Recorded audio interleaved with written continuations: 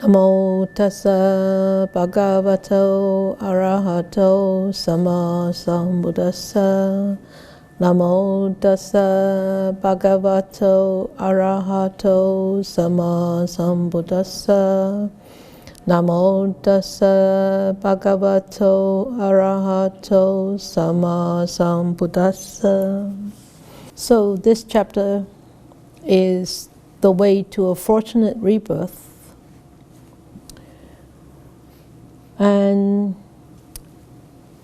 And this subchapter is called The Key to Good Fortune. And the key to good fortune, talking about this lifetime, the existing lifetime. And in here, actually, the Buddha started off about himself. How did he get here? So he actually mentioned in here, having cultivated for 7 years a mind of loving kindness, as for 7 eons of contraction and expansion, I did not return to this world. That means he wasn't reborn as a human being. And whenever that eon contracted, I reached the plane of streaming radiance. That means he's in the higher heavens. And when the eon expanded, I arose in an empty divine mansion, and there I was a Brahma. So we all know the Brahma is the highest of all beings in the heavenly realms. The great Brahma, the universe, the unvanquished victor, the all-seeing, the all-powerful. 36 times I was Sekka, ruler of the Devas. So you all, when we go through this chapter, you will see that the heaven. The many heavens that the Buddha actually talk about, or in the Buddha's teachings talk about, the Sekka was the king of all these heavens. So we can just read from this second paragraph. We could just understand from this second paragraph that the Buddha has spent eons of time cultivating loving kindness. You think it's 7 years? No, it's eons. So eons of time cultivating loving kindness, eons of time really doing meritorious deeds, and which is, he was a wheel-turning monarch, a king of righteousness, conqueror of the 4 regions of the earth, maintaining stability in the land, in possession of the 7 treasures. So what need is there to speak of mere local kingship? So mere local kingship is really just very, very minute when compared to what all these meritorious deeds that the Buddha has actually been cultivated for eons of life. And that's why when he became a human being this lifetime, in 2600 years ago, the parami is already really perfectly completed, and the meritorious deeds he has actually done was really completed. I had one good chance to do some meritorious deeds today. You know, when I actually picked up that cat, I thought about the story. I don't know whether you remember the story. It was who was that? Anand and Mahakassapa, or Sariputra,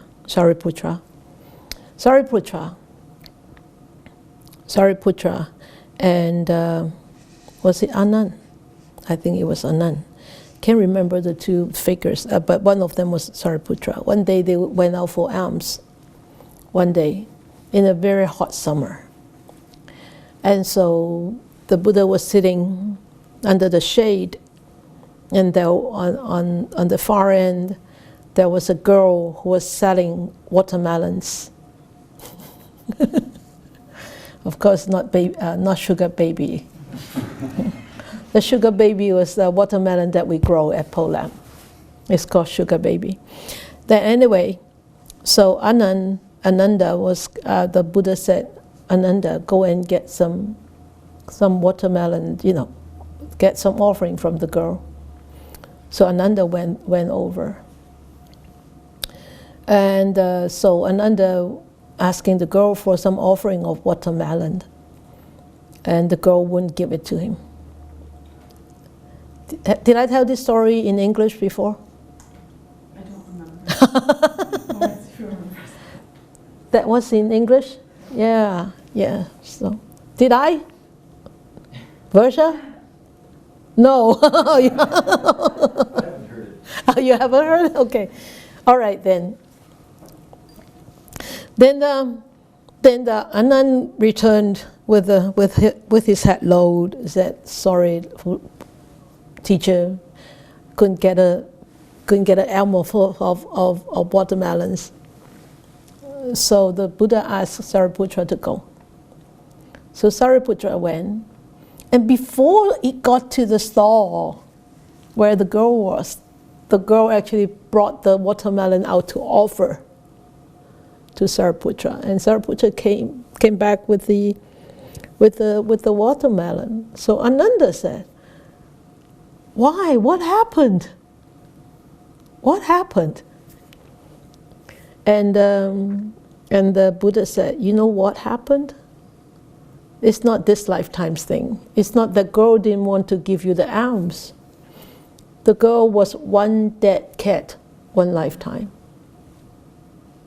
And when they went out for alms, when in the past life, Ananda and Sariputra went out for alms,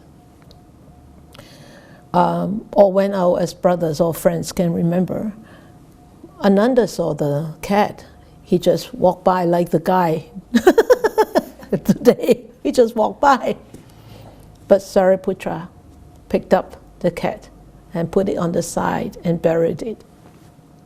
So today I had one good chance to make some meritorious deeds. When I picked up the cat today, I thought about, what happened. It's not that I remember that story, so I went to pick up the cat. No, I actually saw the cat. I was driving. I came here just about 5:20. I thought I had a lot of time, so I could go into the site and walk around the site for like 15 minutes. This is what I do all the time every Tuesday. So I thought I had a lot of time. But then when I was turning into the gate, the bridge of Polam, and I saw there was a big dead, what do you call that? I thought it was a raccoon because the color looks like a raccoon. I thought, I hope people don't drive over it, it will become like flat raccoon cake. So I parked the car quickly and I went to get. I thought Yancy was nearby, so I could help her to direct the traffic. But I didn't see her, and she was not there. So I picked up a shovel. I picked up a pail. I walked out onto the street, and there were cars because it's just finishing work, right? People come by and come by and come by. So eventually, I saw this stream of cars. So I stood on the side of the road. And there was this young man driving this little car, and he just stopped about maybe 5 feet from the dead cat, the dead animal. And I thought he was coming out because he saw me standing with a shovel and a pail, standing there looking at all the cars. I thought he was going to come out to help me, but he was like Ananda. He stopped, he looked, and he swiveled around and then went away.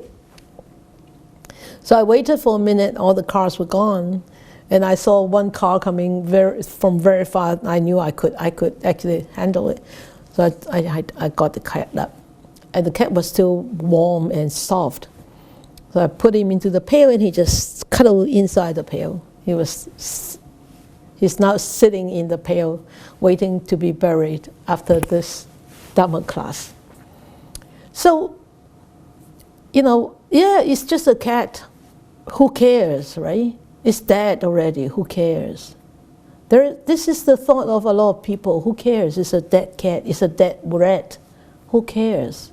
But we, as the student of the Buddha, we do need to care.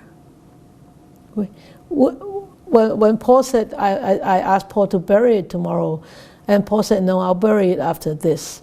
When I'm in the pail, I want people to bury me right into the ground. That's what Paul said to me.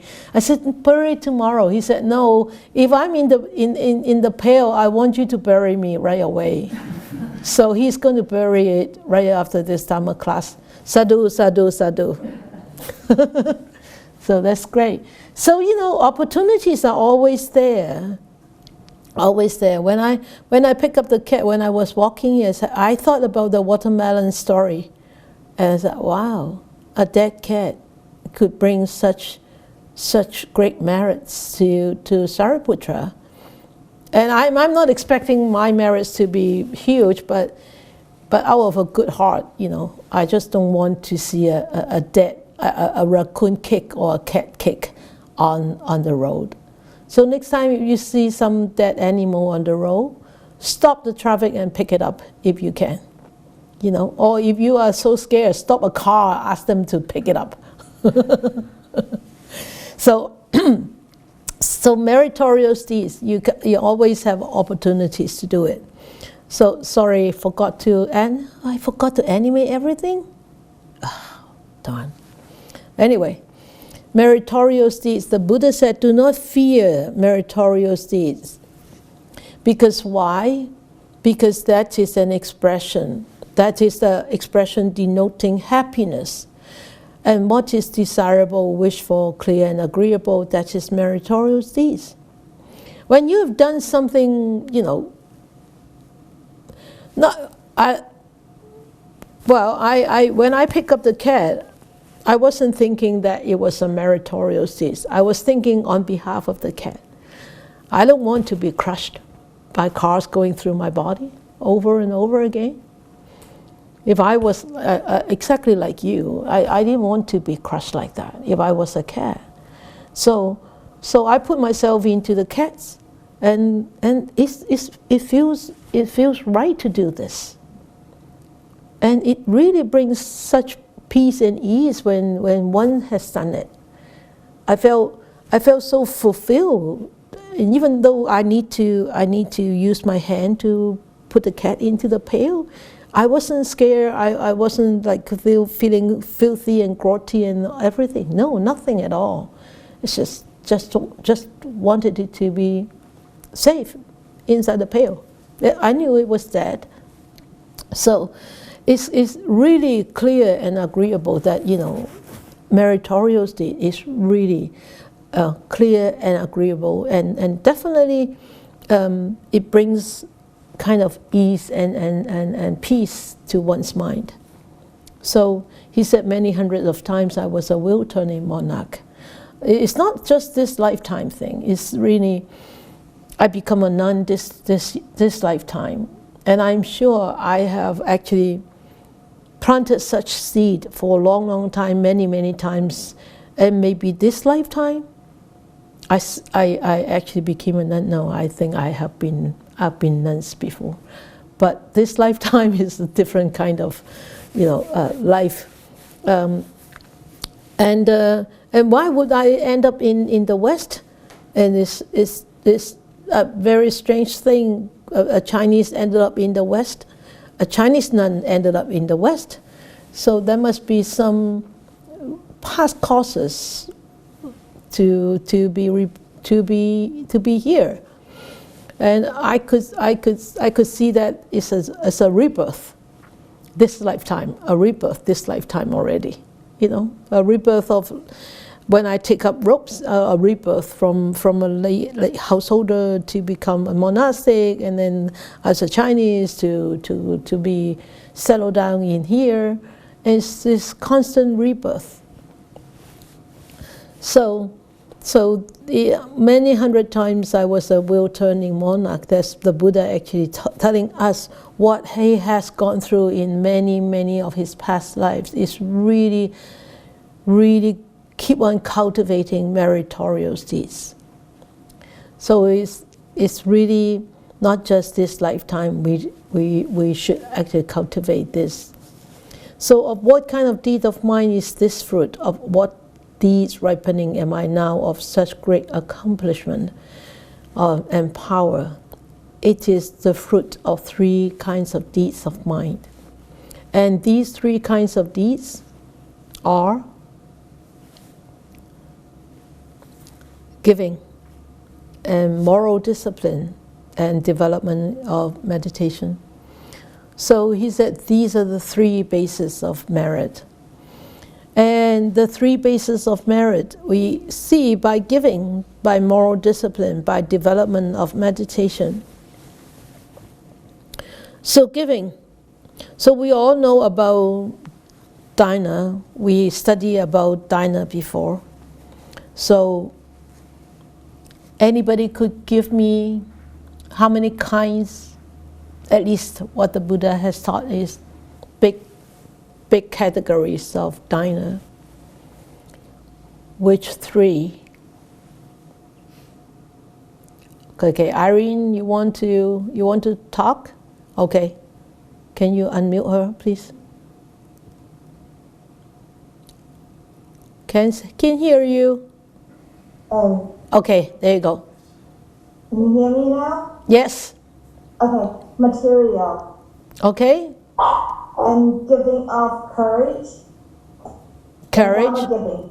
Dhamma giving. Okay. Okay. You have a puppy at home? Oh, I see. She said you are correct. And giving of courage, the second one. The courage, yes, the second one is courage. Okay, the first one, material. Mm-hmm.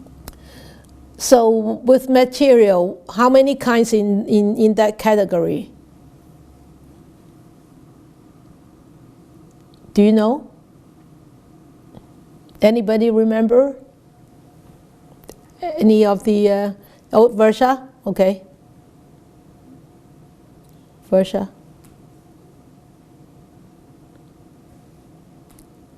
There you go, Versha. Is it external? Sorry, is it external and internal? Yes, okay. What is the external?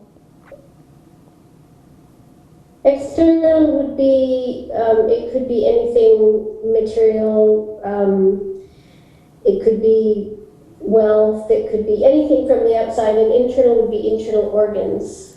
Good, good. Thank you. So not internal organ, not just internal organs. Anything that is within this physical existence, the skin could be, because the skin belongs to your physical existence. Anything outside your physical existence is considered external. Anything that is pertaining to this physical existence is considered internal. So the first dana, the first type of dana, physical dana, you call material dana, is there are two types to that particular type. Great, good. So giving blood is a kind of dana. Okay, giving bone marrow is a kind of dana. Giving skin is a kind of dana, and the eyes and everything is kind of dana. Those are the physical, our physical body dana. Okay, then the material is money and food and clothes and medicine and water and everything. Okay, that's great, good. And then the second thing is giving courage or giving dana that helps people to become fearless, like not scared. Well, why see, huh? So, for example, you agree to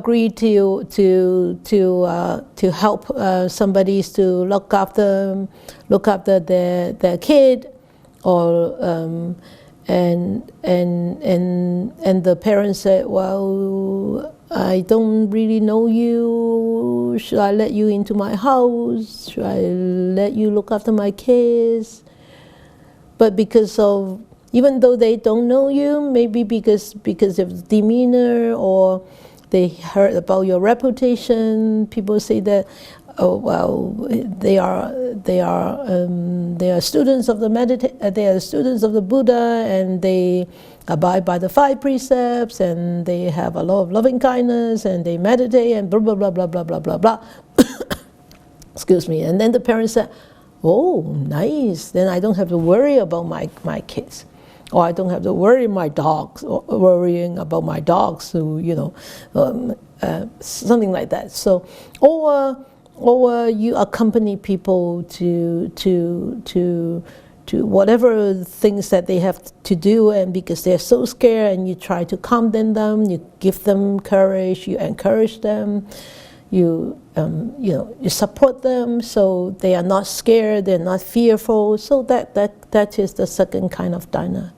It's like providing psychological and mental comfort. Yeah, and the third one is the gift of Dhamma. So the gift of Dhamma, that means you're sharing Dhamma. No matter how much you know, you share the benefits of Dhamma to people, and people hears that. It's, wow, wonderful. That's how I started learning about the Dhamma. Is my friend helped my mom. Right, my mom had a wonderful departure, but after that, my friend actually became my friend, and he just gave me a book, and I read it, and I thought, wow, that is really the Buddha's teachings. Not like I pray to you and you come and help me. Not this kind. I always thought that this is the Buddha's practice. Superstitious. I give you an apple, you give me an orange. And I pray to you, you listen to me, and you help me. You give me a hand to help me. So I always had that thought. I always had that wrong idea. Then after I have read that book about a monk, the life of this monk, I thought, wow. He was more literate than I am. And he was so renowned, and he has such a high achievements in his time. He was born in the 18th centuries, and he died in 1930 something. But after I read that book, it was an eye opener. Then I started to read about the Dhamma. Then that's how that was the biggest gift I ever gotten from this friend, and that is that's why the Buddha said the greatest dana that excels everything, that surpasses all gifts, is the gift of Dhamma. So giving. So by moral discipline, so we all know is abiding, abandoning and abstaining from any actions that will cause harm and hurt to yourself and cause harm and hurt to others. So as a householder, you know those are the 5 precepts or the 8 precepts, or even with Sramanera with 10 precepts, or for us is 348 precepts, and for monks is 250 precepts. For Mahayana monastics, we have more, also the Bodhisattva precepts, the 10 heavy ones and the 40 light ones. So those are the moral discipline, is the precepts, the one intention of not causing harm to oneself and to others, and in bringing harmony to communities and societies. Okay, and then the third one is by the development of meditation. So most of you would have understand by now, because most of you actually are meditators. So by the development of meditation, we start to understand more and more what the Buddha actually has taught us, and what the message that he actually wanted to pass along to us, so that we could actually put that into our life and really, be able to change our own karma. Nobody can change our own karma for us. Only us be able to change our own karma. That means our life right now and the life after this. So that is the karma. Okay? So in here, 3 bases of merit, he taught us that there are people who actually give only practice very limited degree in giving. So they do practice making of merit, so they do practice meritorious deeds, but only to a very, very limited degree. That means even though they are very well off, they don't give much. They give, but they don't give much. And I totally agree with this because I have seen it. And even though they are capable, they don't give that much. They are always sort of withdrawn from giving. So, and then even though they have practiced for a long time, they meritorious deeds, but by moral discipline, they abide by it to a very limited degree. So how would you understand this part? He has practiced the making of merit by moral discipline, but only to a limited degree. Do you have any insight into this? No? Maybe only when it's convenient. Ah? Only when it's convenient. Only when it is convenient. Practice of the merit by moral discipline, only when it is convenient. That's what Eva said. So convenience in a sense of like only convenient to you yourself. Then I will practice moral discipline. Yeah, or if it's easy, or if it also benefits me. Yeah, or easy or benefits you, yeah. So one good example is, okay, I will be a vegetarian for 6 days a month. Or I will be a vegetarian for 10 days a month. That is meritorious. Doing 6 days or 10 days, those are uposatha days.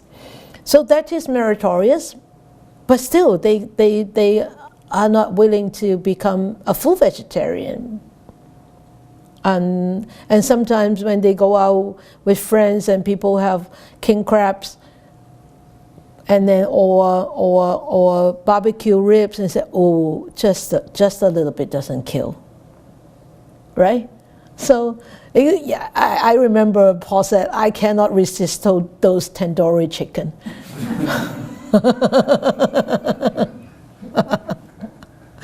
So Maybe next time. maybe next life. Next time. Next time you can resist. Maybe. So, this is limited moral discipline to a limited degree. So, I'm not laughing at you, but it is true, isn't it? Definitely it's true. So,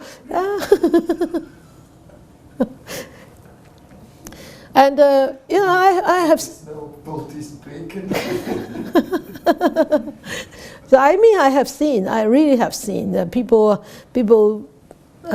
really senior meditation teachers, and they are only vegetarians when they are teaching, and they are not when they are outside. So it's only convenient and only at certain times.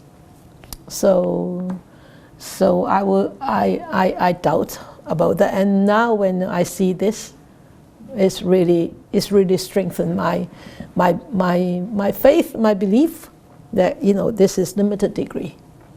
And so, and of course, when he said he has not undertaken the making of merit by meditation, so he doesn't practice this meditation at all. He doesn't practice meditation at all. So why do you think giving, discipline? Let us talk about that later on. Let us finish looking at everything first. So with the breakup of the body, he will be reborn among humans in an unfavorable condition.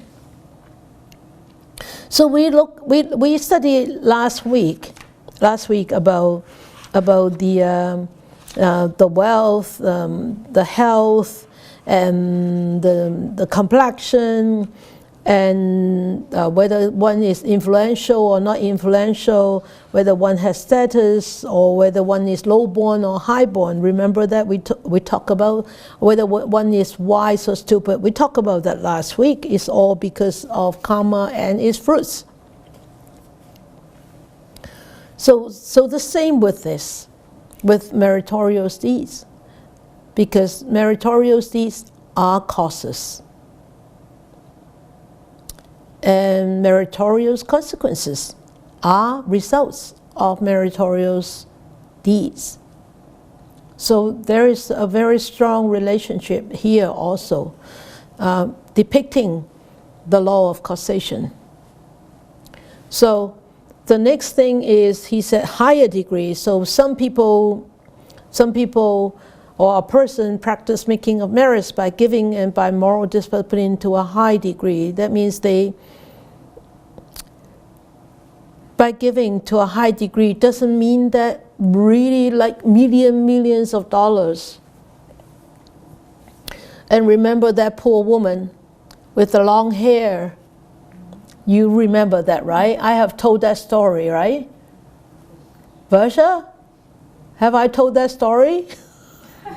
The long hair woman cut her hair out to exchange for a little oil, and the oil lamp was offered to the Buddha. Oh yeah, good. At last, my student said that I have told that story before. You remember that, Galen? No, you haven't heard that, of course. Not from me.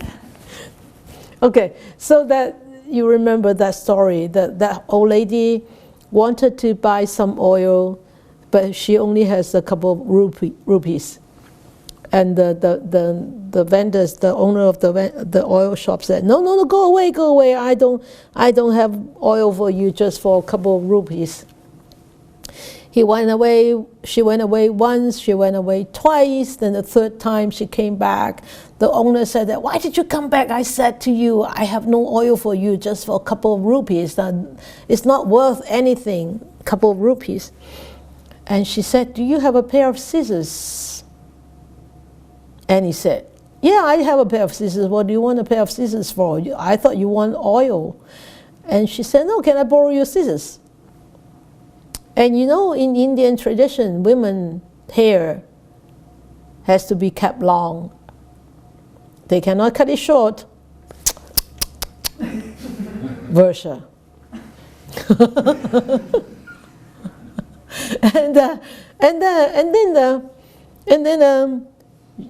So he lent her the pair of scissors, and she cut the hair right short.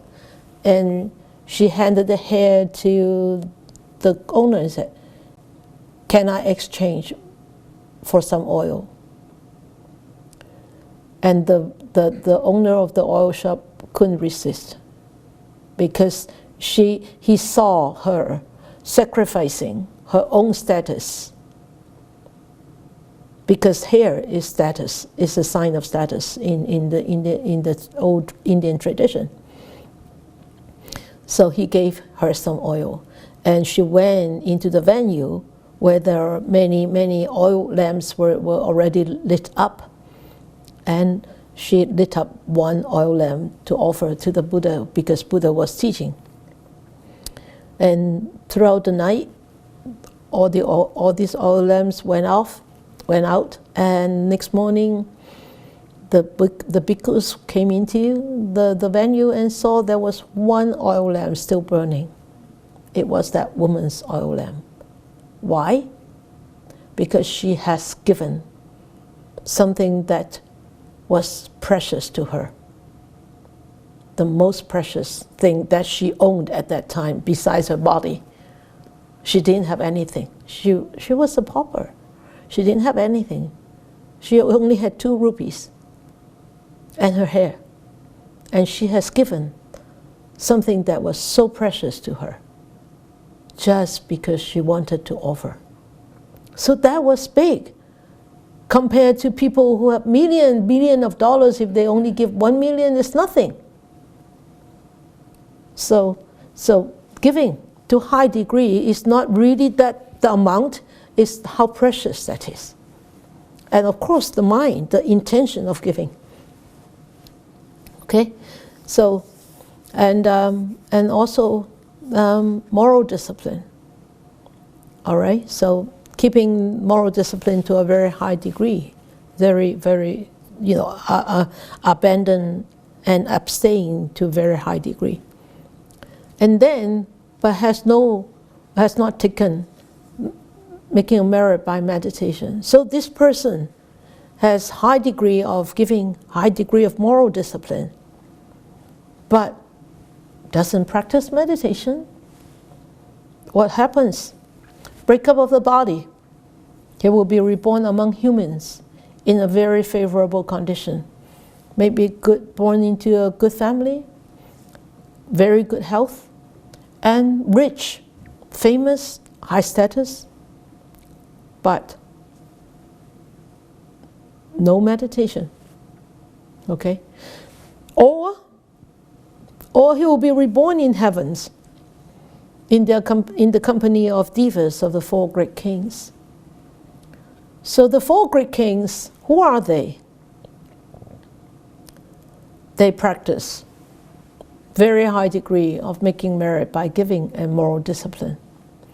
So anybody who actually practice making of merits by very high standard, very high degree, and these four great kings, they surpass all the divas in the same realm, the heavenly realms, same as the human realm. There are different. I don't want to say classes, but there are really different classes of divas. So some of them are sort of like a less superior, some of them are more superior. So they are superior they surpassed all the divas in their own realm in 10 respects. So the first one is divine lifespan. So they have longer lifespan. Some divas have shorter lifespan, just like human beings. Divine beauty and divine happiness, divine fame, divine power, divine sights, divine sounds, divine smells, divine tastes, and divine touches. So these are the divine what do you call, strengths, whatever, that these four great kings have. So he either reborn as a human being with very, very good family wealth, or he will be reborn in four great kings, or he will be reborn in other heavens. So that's why it says on page 167, so he will be reborn in the Tavatisma divas. So it goes on, it goes higher and higher, because there are so many heavens. At least 33 heavens. Okay, so the next one above the great kings is the Tavatisma divas, the total 18. So in here, that is total 18 is 33 heavens, and this is the Kamaloka, the second of the Kamaloka, the second heaven of the Kamalokas. So the Seka is the ruler, is the king in there. So Seka, you all know that Seka Daisektina is actually was a person who actually performed a lot of meritorious deeds, great meritorious deeds by giving and moral discipline, but they don't practice meditation. That's why they are reborn in heavenly beings. And then they surpass the divas in the 10 of that realm in 10 respects. That's the same as this. divine lifespan, beauty, same. Everything will be the same. Okay? But of course, even with this divinity, there will be a different level of divinity. Okay? And lifespan, the first is the lifespan. In the four great kings, the lifespan will be shorter. That means they spend less time in the heaven before they will be reborn according to the leftover karma. Then the next heaven, one higher up, is the Tavitisma Devas. Then the lifespan is way much longer. Way much longer. So this is actually a very important important realm in the old days, when in the Hinduism or in the Buddhist cosmology too. So this is actually the tava. That means, or you can use the Sanskrit word is traya. Traya, that means 33. Okay, traya, that means 33. That means there are 33 heavens. Okay, so this is the second heaven in the Kama Dhatu or Kama Loka. Okay. So you can see in here there is this bracket statement here. Similar statements are made for rebirth among the Yama Devas, Tusita Devas, the Devas who delight in creating, the Devas who wield power over others' creations, and for respective rulers of these realms. So it goes on to other realms, the desire realm, that means the Kamaloka or the Kamadhatu. So there are the four great kings. The four great kings is the first one. Is a Katu Maharajika, that means the four great kings. And then the second heaven is the Tavatipsma Tissa heaven. And then the third one is the Yama heaven. And then the fourth one is the Tusita, Tausati, Tusita heaven.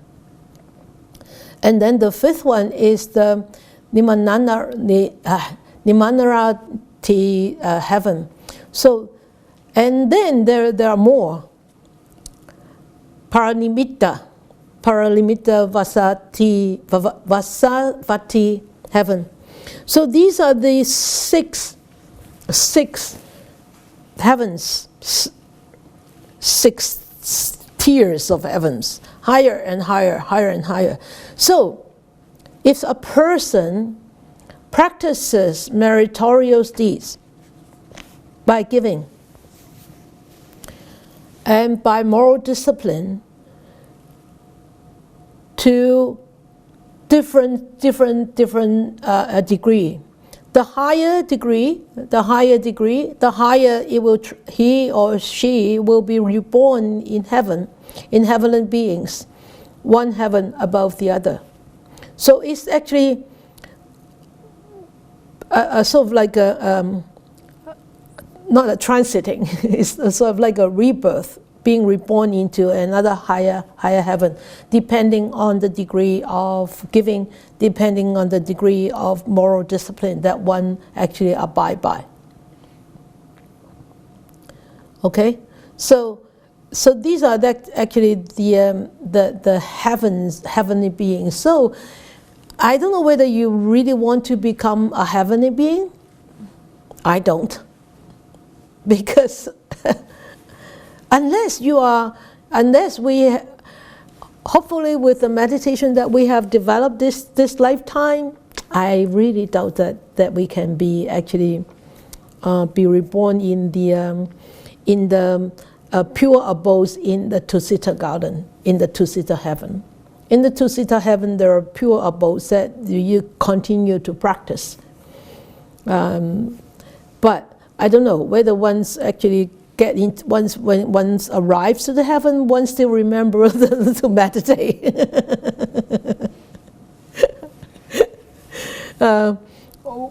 We have a good friend. actually, who passed away maybe 6 or 7 years ago. And I went to visit him at Vancouver General. And his name is Rodney, right? And I said, Rodney, are you ready? And he said, oh, I'm ready to go anytime, sister.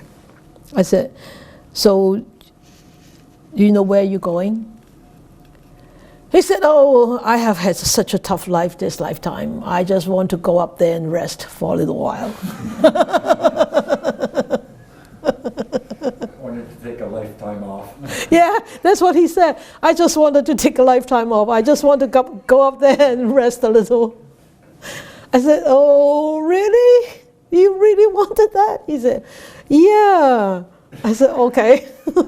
So at that time, have I read this book? I think I have read this book already, but I wasn't very fluent at that time with this book as I am now. So I didn't. I mean, and also, I mean, I don't say such a thing to people. Say, don't go there. I won't say.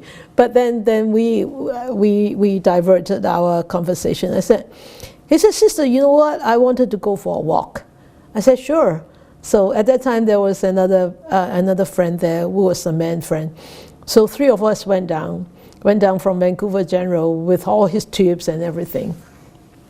And I said, okay, what do you want? He said, I want a sorbet. I said, you want a sorbet? Really? With all your tubes there? He said, yes, sister, I really want a sorbet.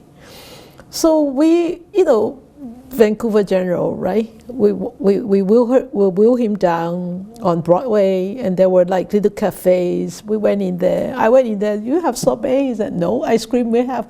I said, no, I want sorbet. I said, what kind of sorbet? Blueberry. I said, oh, blueberry sorbet. He said, no sorbet, ice cream. I said, blueberry ice cream, Rodney. No, I want sorbet. I said, how can you go to heaven? Does heaven have sorbet? But anyway, at that time, good thing that it was that choices or Whole Food. No, was it Choices or Whole Food? Just next to Canby and Broadway. Whole Food, yeah. And I said, why don't we go to Whole Food? He said, sure. Let us go to Whole Food. His eye was just opening up. So we wheel him all the way to Whole Food. Went into Whole Food. I said, it's on me. Your sorbet is on me today, Rodney. Just pick whatever sorbet you want. So he picked 2 sorbets. And then a piece, and Vancouver Sun newspaper.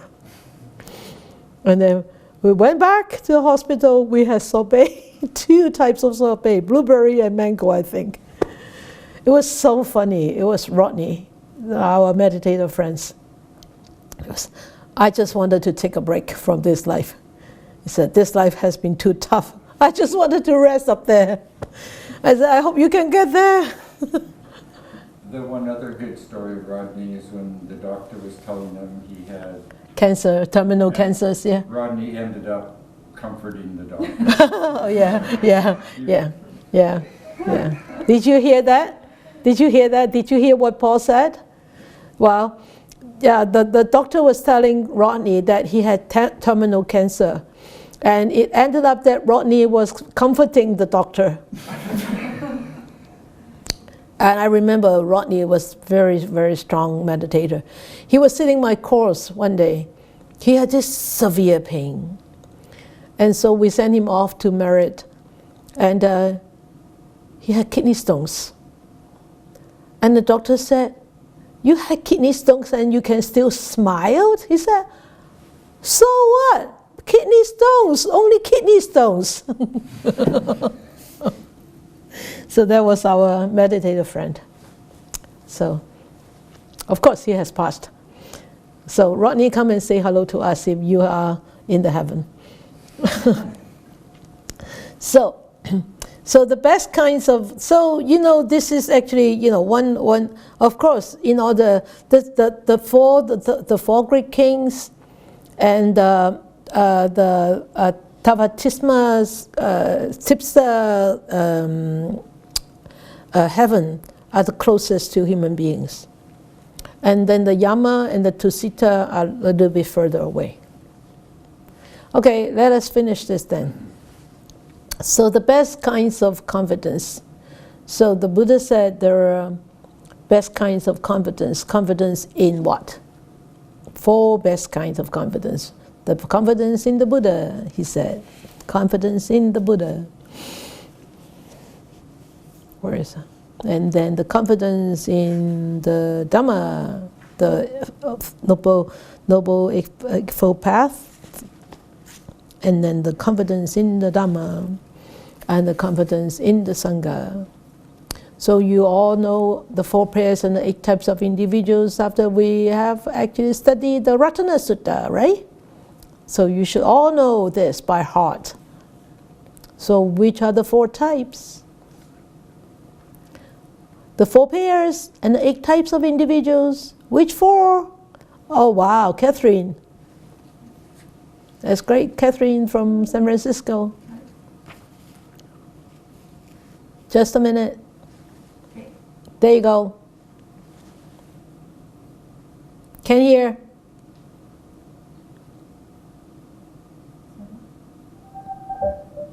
There you go. No, unmute yourself, Catherine. There you go. I thought I already said it, but you didn't hear. Anyway, the Sudipana, Yep. Sakadagami, Sakadagami, Anagami, Arahant. Arahant. But there are only 4.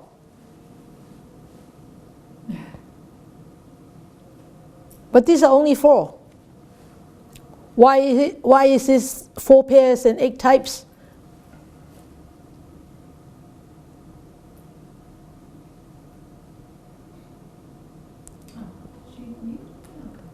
Is she again? There you go. The 8 pair. Yeah, no, the 4 pairs, 8 types. Oh, the 8 types. Can remember? Give me some hint. It's all there. The 8 type. You can remember. I need some hint. Okay, Versha. Okay. Versha. Okay, Versha. Versha.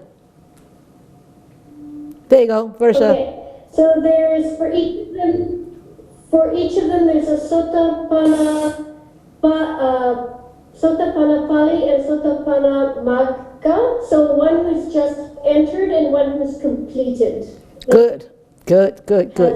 Accomplished in that. Yes.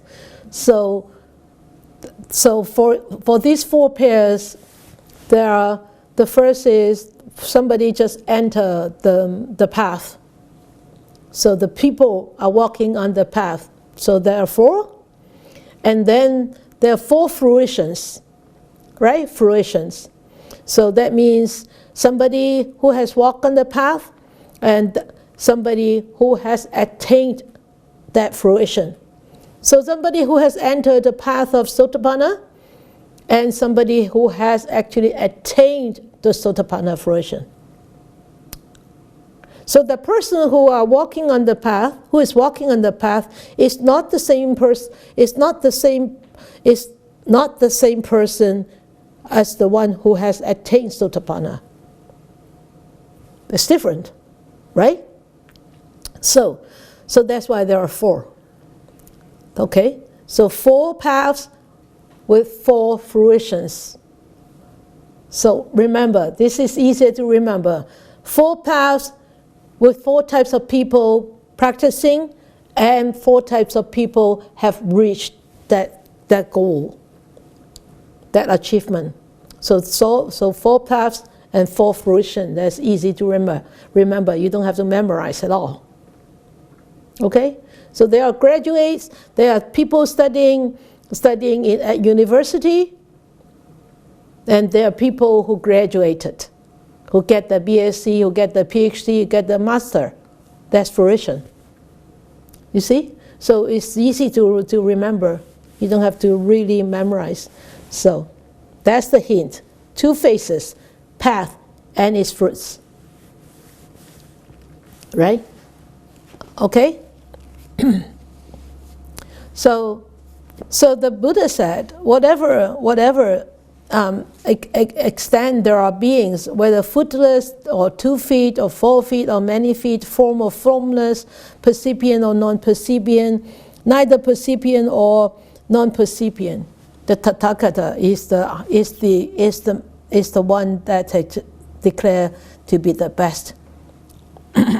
So one should have the confidence in the Buddha, because he's the best, and one should practice what he actually taught, and also is the best, is Noble Eightfold Path, and also the Dhamma that he has taught, the dispassion, the detachments from all these attachments and from all these craving and ignorance and everything. And then for those people who are walking on the path, the Sangha members, who actually the examples or the role models that one should follow. Okay, so here we actually finished this subchapter. So let us do a little reflections this time. So last week there are 7 types of karma and 7 types of fruits. Karma and its fruits last week, right? So somebody is short-lived, somebody is long-lived, somebody is sick all the time, or somebody is born healthy, or somebody born being ugly, somebody born being very beautiful, somebody born with no influence, or grow up with no influence, some grow up with a lot of influential abilities, or some are very poor, some are very wealthy, or some are born low, some are born high, and some are unwise, some are very wise. So last week I asked the questions, out of these sevens, which are really outside and which one is inside? So remember, we didn't really get to a conclusion.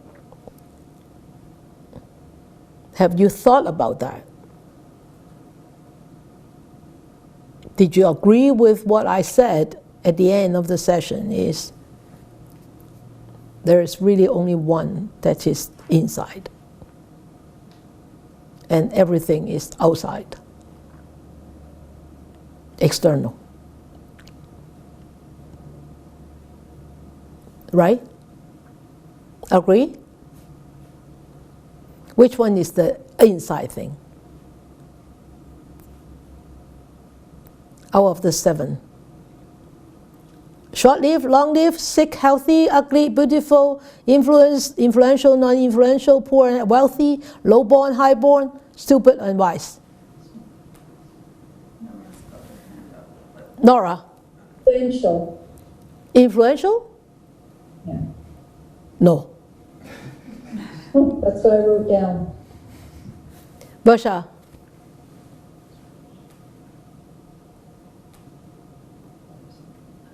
I think stupid and wise.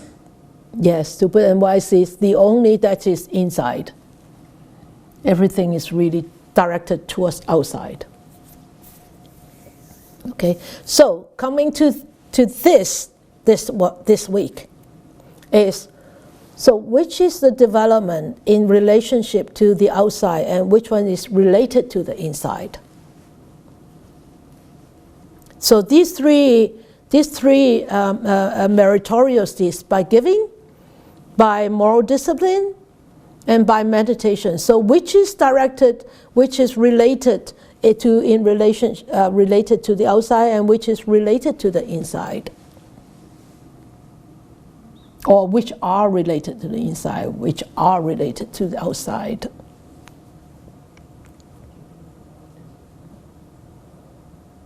Molly's got her hand up. Mali?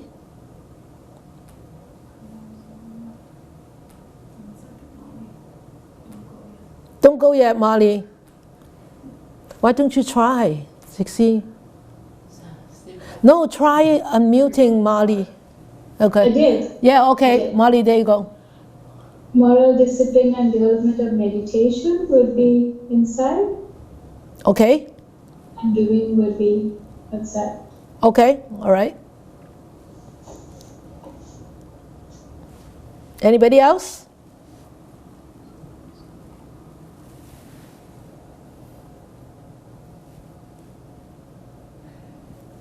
Nobody?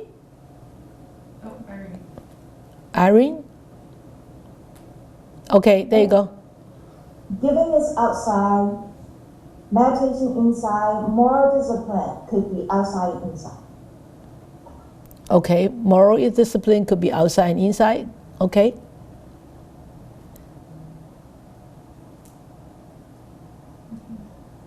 Anybody else? Nora? Tissa. Okay, Tissa first, then Nora. Yeah, it's good. I think out of the three, what is inside is the meditation. The other two are outside, giving and then moral discipline. That is the way I look at it. Okay, good. Anybody else? Nora. Nora actually had her hand up just now. No? Okay. No. Anybody else?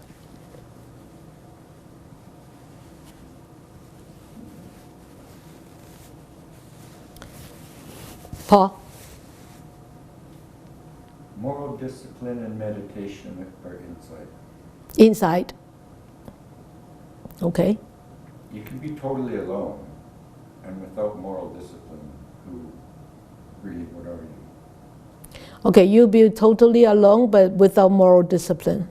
No, I'm just saying, what kind of person are you if you don't have moral discipline, even though you're not affecting anyone else?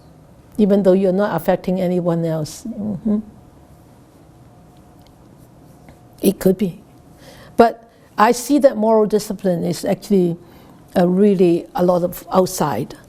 Because not to steal, not to kill, not to lie, not to and not to commit adultery, and not to take intoxicants, right? That is actually more outside than inside. But of course, when you talk about this moral discipline, one has to have a strong intention at the back of our mind to upkeep this moral discipline. That's what you meant, yeah. Yeah. You have to have the moral discipline in you before you practice. Yeah, before you practice moral discipline. Correct. Yeah, Paul said that you need to have this moral discipline in you before you practice moral discipline. So that means the intention of keeping the precepts. You need to have that intention of upkeeping the precepts, then you will abide by the precepts. Then you will not hurt others, then you will not steal, then you will not lie, so on and so on. Okay, Ramin raised his hand. Does he have a question or he wants to talk, Ramin? Okay, Ramin, yeah. Yes. Sister Jessie, it's not that if inside and outside, how is it different? It's not the extension of the same thing? It's the extension of the same thing. I don't understand that question. About moral, they were talking about, is it inside or outside? In relationship to the outside. Which one is a development in relationship to the outside? Or which one is a relationship related to the inside? That's the question. Somehow I just thought both of them is the same. It's just coming from the same, one place. It's just the extension of the other one. If they are oriented in our mind in such a way, then outside also impacted by that. Yeah, of course, that just like what Paul said, right? If you don't have the moral discipline inside, then you will not be able to have this moral discipline towards the outside. Paul, yes. The end action meditation is probably the only insight. Yes, yeah.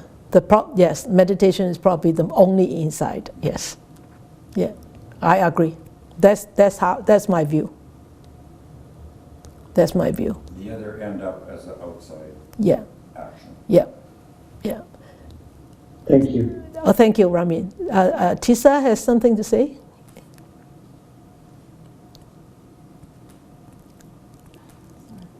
So, dana, sila, bhavana. Dana is giving. Sila is the so-called, some people use it, moral discipline, and the bhavana, it follows. Yeah. Without, you can't just sit and meditate if you don't have cultivated some degree of discipline within yourself. Yeah. Yeah. And this discipline, like you said, is related to the outside. Yep. Yeah. You for five senses, you get so many things to you, right? Yeah. 5 years, but Yeah. if you don't have that discipline, then you can't meditate. Yeah. Yep. I agree. Yeah. Good. Well, I like this kind of interactive, critical thinking. It's nice. So we understand more, then we explore more. Okay. So for all these 3 steps, is it a gradual step-by-step development? Okay, I will develop in giving, then I will develop in moral discipline, then I will develop in meditation, or it is the cultivation, or they can be all developed concurrently, they can all develop together, simultaneously. We should actually practice it at the same time. What do you think? What do you think? Is it, okay, I will perfect in my giving first, I'll perfect in my moral discipline first, then I will do meditation, like the Sakka kings. Paul? Depending on your karma, it's an interactive. Yes, it is an interactive development. And depending on your karma, it's true. You are very correct, really, depending on your karma. Anybody else have any other views? Is this an interactive thing, or they are totally independent of each other, or they could be practiced together? What is your own experience? Yeah, Catherine, that's good. Catherine. Oh, Sifu, yeah, I think all this development, it should be developed concurrently. Yeah. Very often, especially we started off with the easy thing, like giving. Yeah. And then very often it's hard for us to do, we leave meditation behind. Yes. So we started off with giving first. Yeah. But then it should not be, yeah. Oh, good. So, yeah, good. Happen at the same time. Okay. Right? It's good. So Kambin from San Francisco also said they should be all together. So Tisa, Mali. Yes, Mali. What I was going to say is to practice all together, and anytime an opportunity comes up, like your example this earlier today. Yeah, it's true. Yeah, they are all interrelated. They are all interactive. And yes, Ava? Siva, I think also from my experiences that not only are they interactive, but they're also inside of each other. Interrelated, yeah. You have the dana in your meditation. Yeah. In your... Yeah. So Eva brought up a very good point is all this not just along interactive, but yet it's all in there. Everyone is in each other, isn't it? When you are not stealing, when one is not killing, then one starts to have this loving kindness, cultivating loving kindness. then you won't, you don't kill. Because you don't kill, then the loving kindness strengthens. Or when you don't steal, when one doesn't steal, one starts to learn how to become more and more generous, giving, right? So it's really not, they are really not independent of each other. It seems that there are three different parts, but they are all interrelated and interactive. And I think each factor has the other two factors in them. If you just focus on one factor, then you will be like the sucker king, right? If we just focus on dana and moral discipline, we will be reborn up there.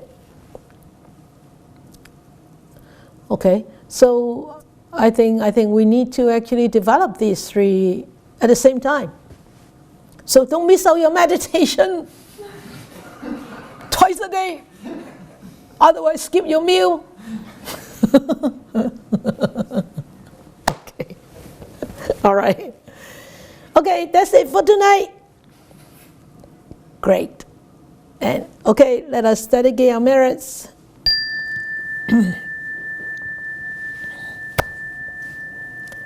So may these blessings extend to all, that we with all the other living beings together will attain the Buddha way. May we wish more informed people will encounter the wise words of the Buddha, study them, practice them, and integrate them into the life, help themselves to disentangle from all the sufferings, unhappiness, and be ultimately free and happy and peaceful. May you all have a good week.